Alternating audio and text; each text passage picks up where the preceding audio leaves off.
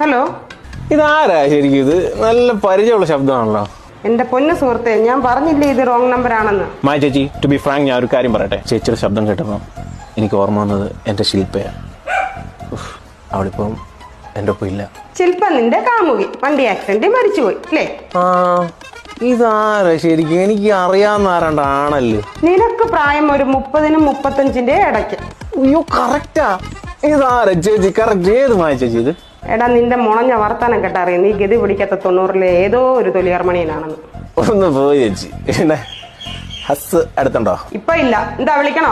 പുള്ളി എവിടെ? ഗൾഫാണോ? എടാ മോനെ, സത്യത്തിൽ എന്തോ നിന്റെ പ്രശ്നം? എന്റെ പ്രശ്നം എന്താന്ന് ചേച്ചിയെങ്കിലും ചോദിച്ചല്ലോ. എനിക്ക് ആരുമില്ല ചേച്ചി, എനിക്ക് ആരുമില്ല. എനിക്കറിയാം ചേച്ചിക്ക് എന്നോട് സംസാരിക്കാൻ നല്ല താല്പര്യമുണ്ട്, അല്ലെങ്കിൽ ചേച്ചി വിളിക്കത്തില്ല. ചേച്ചിയുടെ മനസ്സിന്റെ വേദന എന്താണെന്ന് മനസ്സിലാക്കാനുള്ള ബുദ്ധിയൊക്കെ എനിക്കുണ്ട്. ചേച്ചി ധൈര്യമായിട്ടിരിക്കും. നമ്മളില്ലേ ചേച്ചി?